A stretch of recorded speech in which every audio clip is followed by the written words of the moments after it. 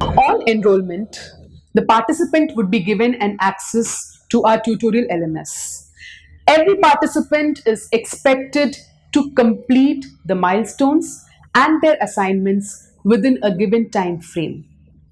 Our milestones include foundation program in medical writing, consumer writing and patient communication, scientific writing and publication writing, writing for social media, e-learning and storyboarding, and medical marketing writing. On successful completion of the milestones, the participants would be divided into groups of 3 or 4. The instructor would give a medical writing case, a medical writing problem for each group. Next, the group members are expected to discuss and brainstorm the problem.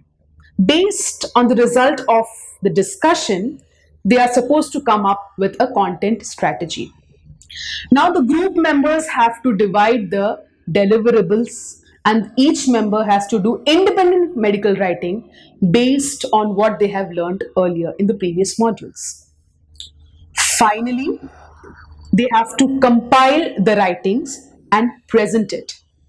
Based on the presentation, the groups would be given a 360-degree feedback.